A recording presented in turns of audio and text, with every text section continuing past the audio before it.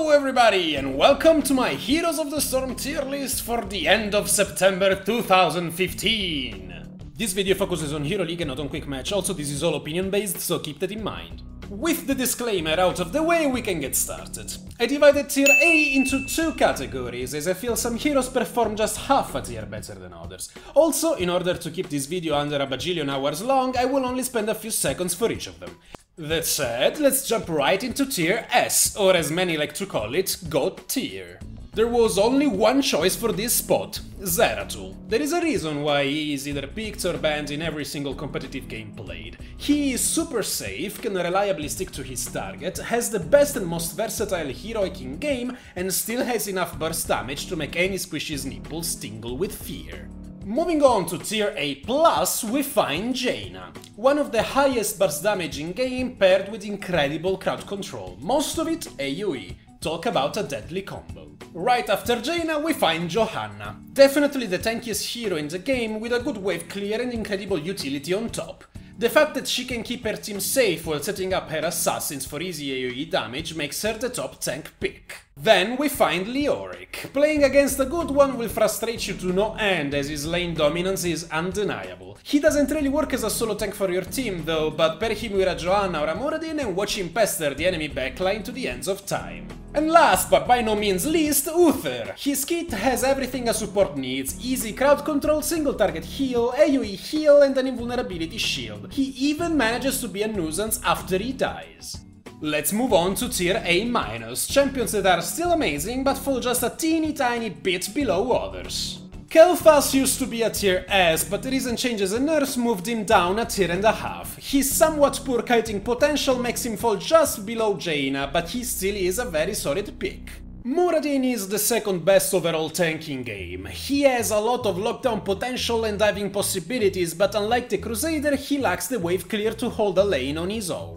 Then we find Malfurion, definitely a high utility support due to his crowd control and mana return capabilities, and he has the best AoE heal in game in his Tranquility. It is important to note that he is the only support outside Tassadar that can easily and quickly wave clear. Nazeebo! With the meta gradually slowing down, allowing sustained damage to be a bigger factor than before, he shines once more as one of the safest and reliable sources for your team. The only reason he isn't higher on this list is because Muradin and other hard counters are very popular. Sylvanas is always a meaningful choice in pretty much any team composition. Her Wailing Arrow makes her able to turn an entire team fight on her own. She isn't higher on this list because she is relatively easy to lock down. Valla. She isn't anything flashy, but she can still dish out tons of damage from a safe distance, and she has a variety of builds to choose from depending on the situation. Just an overall solid and safe pick. Tyrande is probably one of the highest skill cap champions in game, rewarding good aim and hard reads in a major way. She can also scout parts of the map from global range, and she can make your whole team a very dangerous ganking machine. Here I also decided to include Kerrigan. This will surprise a lot of people, but I do firmly believe that Kerrigan is the one champion that can single-handedly win the early game for her team. Much like Tyrande, she is a very high skill cap hero though, so practice is mandatory. Abathur will always have an impact in a game, no matter how he is played. He synergizes extremely well with Jaina and other top picks, and he can also soak up two lanes at the same time. Just don't pick him when Zeratul is around, as he will make your life miserable. Kharazim and Rhaegar. I cannot talk about one without talking about the other. They are both there to keep a key target alive by granting them an extra health bar. Rhaegar brings more utility to the board, while Kharazim brings more cleansing possibility. It basically comes down if you want to be immune to soft crowd control with Kharazim, or if you want to be able to apply some yourself with Rhaegar. The Butcher. Talk about absolute annihilation in melee combat. He has the ability to dive straight into the enemy backline and being unstoppable while doing so. He is extremely easy to kite, but pair him with an Uther and you have a match made in heaven. Or hell, you know, big demon and all. Tychus is arguably the tankiest ranged assassin in the game. He can be very safe while dishing out lots of damage. Nothing much else to say. Much like Valla, he isn't super flashy or anything, but gets the job done reliably. I wanted to put Zagara in tier A+, but I couldn't justify putting her in the same tier as Jaina or Leoric. She brings the only source of persistent vision in game, and she is probably the most annoying lane bully you can face. Also, her Maw can single-handedly win a fight for her team. Now for the second choices of heroes, tier B. Starting off with Raynor. Same argument here, he is increasing in popularity due to the meta gradually slowing down. He suffers a lot early, but his late game is monstrous and he still is a relatively safe pick if played correctly.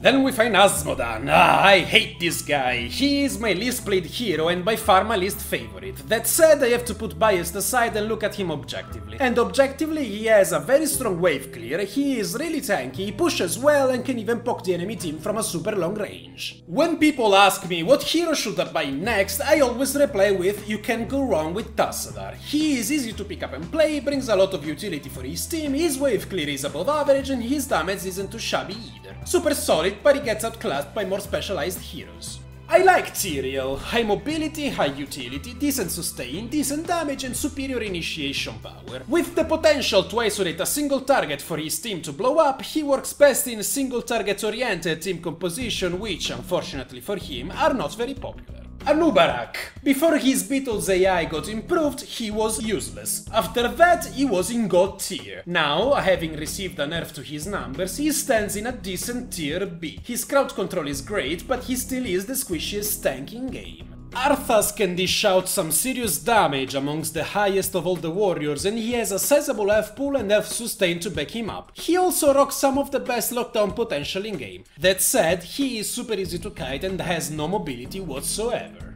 Illidan used to be a focal point in the meta for the longest time. Nowadays you see a lot more CC paired with burst damage on the battlefield. He needs to stick to his target and with such great pillars such as Johanna and Uther being so predominant, he has a really hard time doing so. Falstad. Increase his health pool by 20% and he jumps into tier A+. I said it. He has everything, literally. Burst damage, sustained damage, mobility, range and soft crowd control. And on top of all that, global presence. He is far too squishy to be reliable though, and that is really a shame. The Lost Vikings are a gamble, and gambling will not get you far in this game. If you pick the Vikings, you need a team built around them, no choice. If you pick the Vikings, you need to win the early game so hard that you better have at least 2 levels over your enemies or things are going to fall apart in the mid to late game.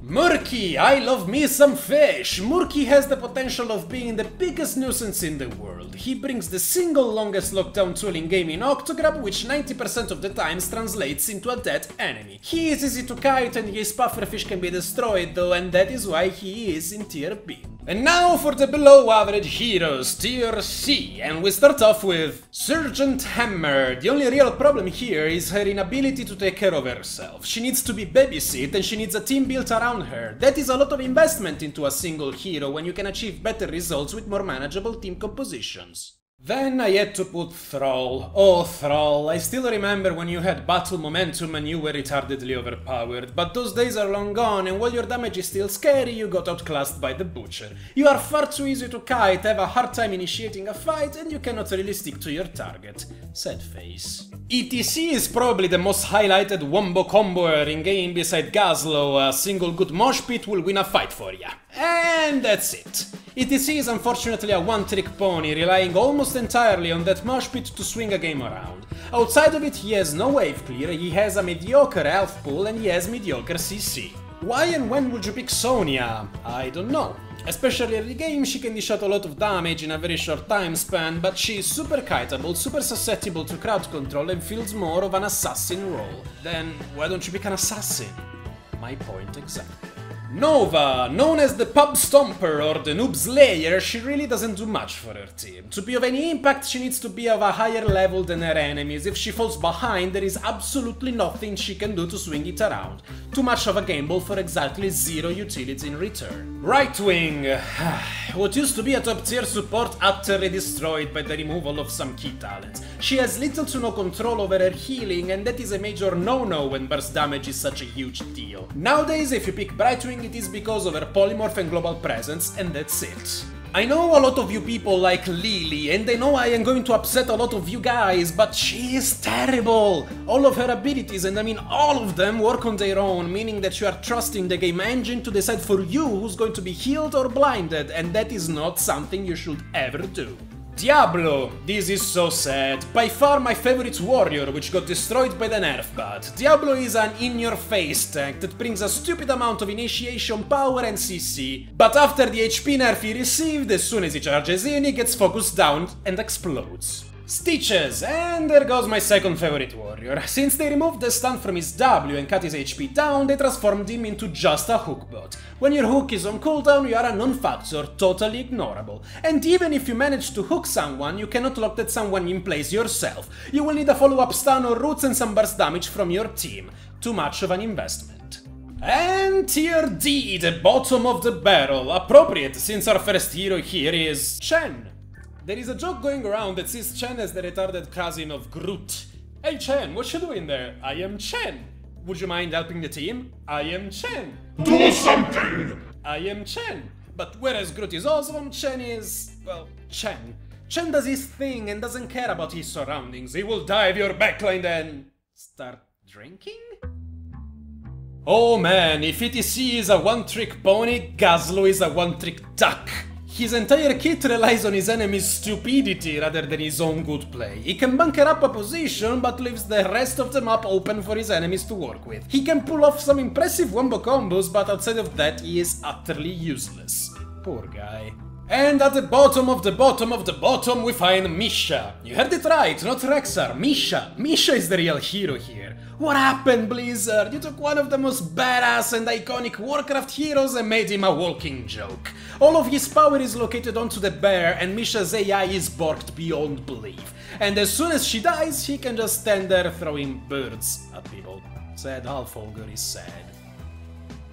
Well, that pretty much wraps it up. Do you agree? I am pretty sure you don't. So why don't you leave a comment telling me what would you change? Also, don't forget to hit that subscribe button, and while you're at it, take a look at my other series. I am SunGlare, the Italian gamer, signing out. Thanks for watching.